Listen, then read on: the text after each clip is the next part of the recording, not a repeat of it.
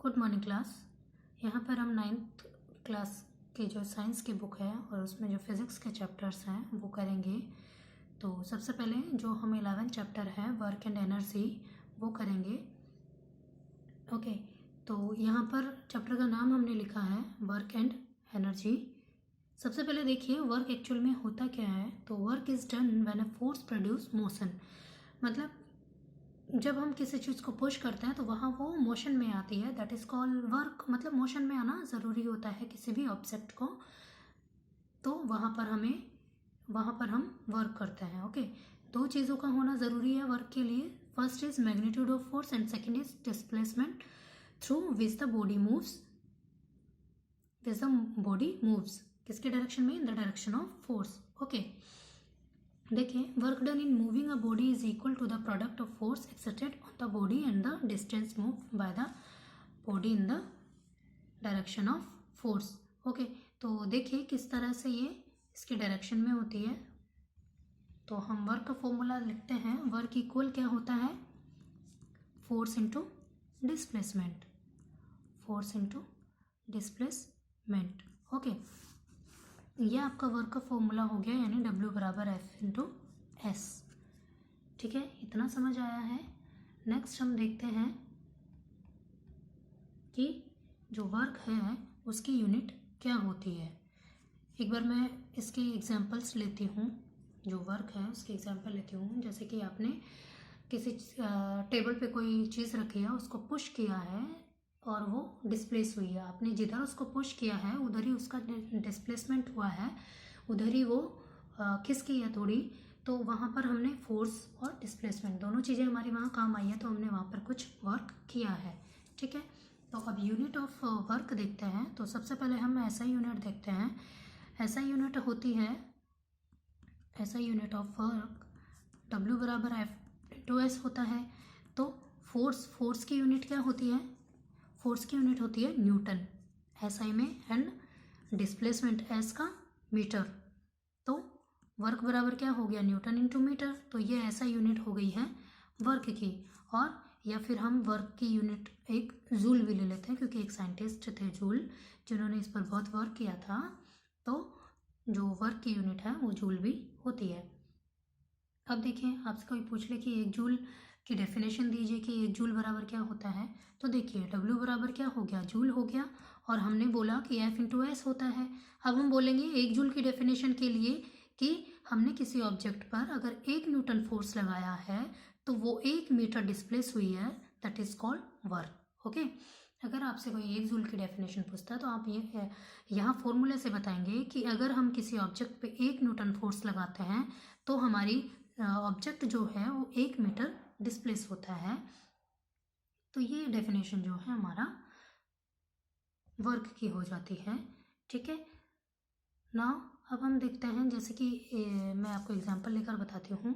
ये कोई भी ऑब्जेक्ट है, यहाँ इस पर मैंने इस तरह से फोर्स लगाया, 1 न्यूटन फोर्स लगाया, और ये जो डिस्प्लेस हुई है, जो डिस्प्लेसमेंट हुआ है उसमें वो 1 मीटर हुआ है। तो वर्क बराबर force into displacement. Force 1 Newton है, डिस्प्लेसमेंट 1 है, तो ये क्या हो गया? 1 जूल के इक्वल आ गया। तो इस तरह से यहाँ पर हम डेफिनेशन दे सकते हैं।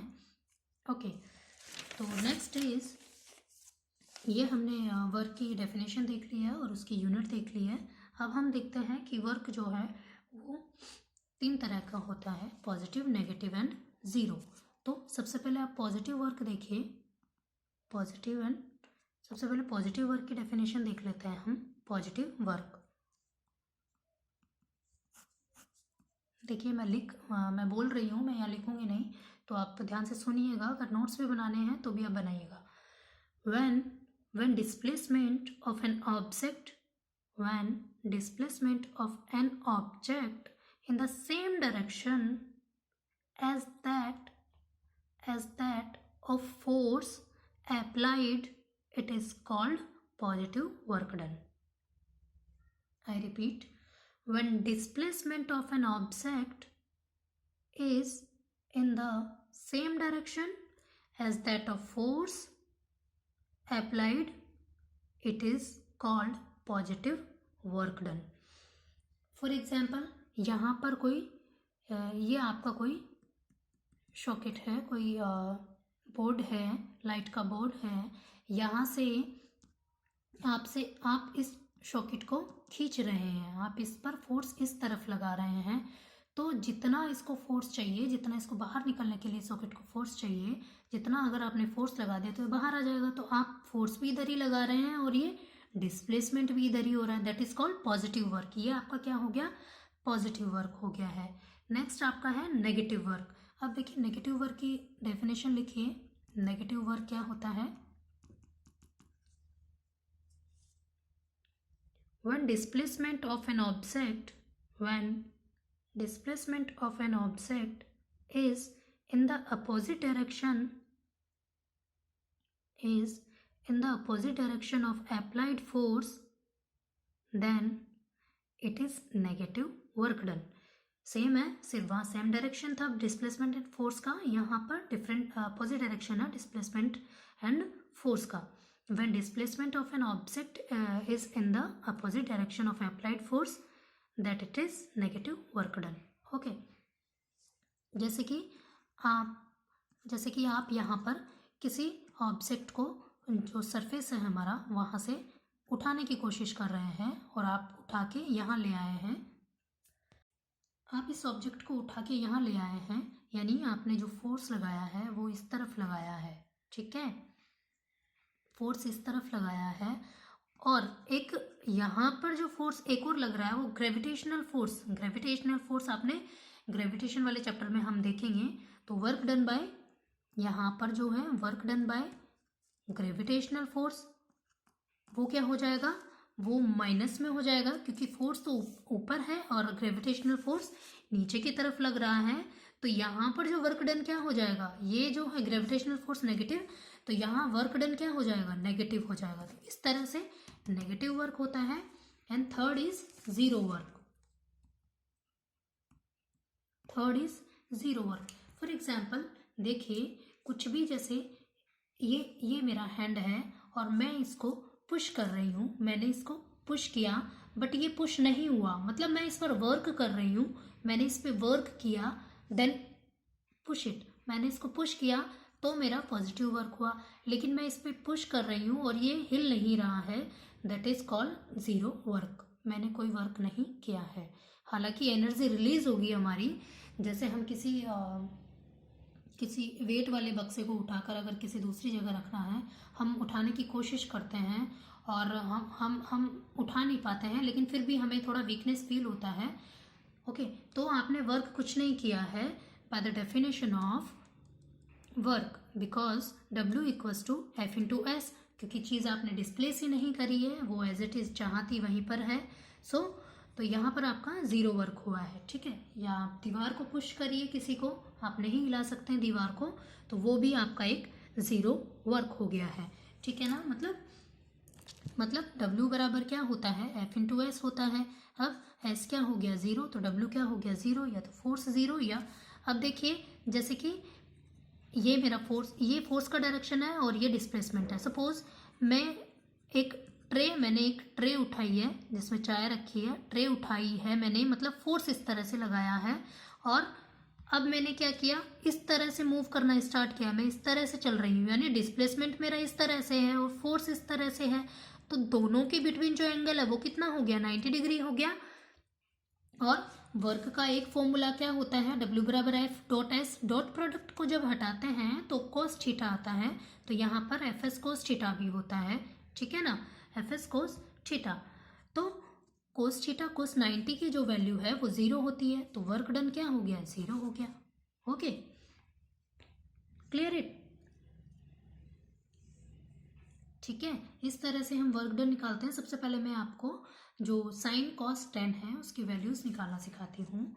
यहाँ पर आप लिखिए साइन थीटा, यहाँ लिखिए कोस थीटा, यहाँ लिखिए टेन थीटा। ओके, अब देखिए 0 degree, 30 degree, then 45 degree, 60 degree and 90 degree.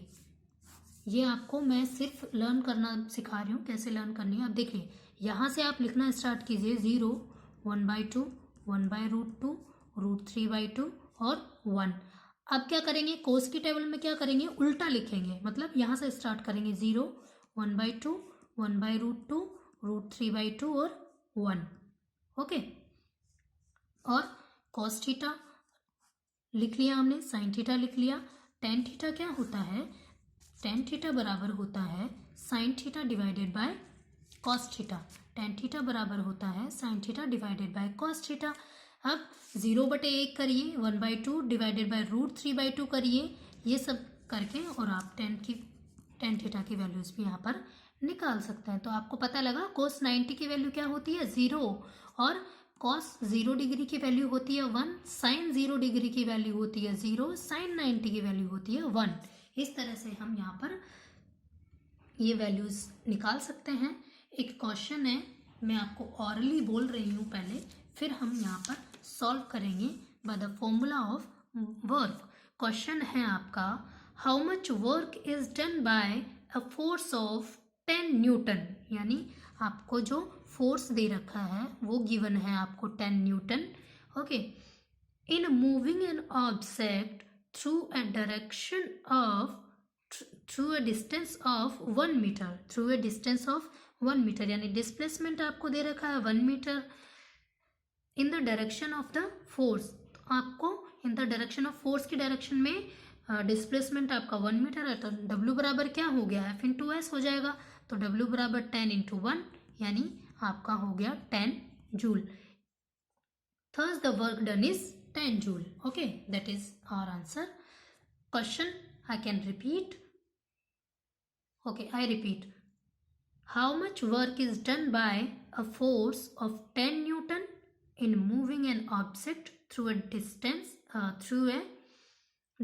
of 1 meter in the direction of the force? Okay. तो इस तरह से आपका ये वर्क वाला टॉपिक हुआ है। न्यूमेरिकल लगा के देखिएगा अपने बुक से। नेक्स्ट टॉपिक हम नेक्स्ट क्लास में करेंगे। Thank you.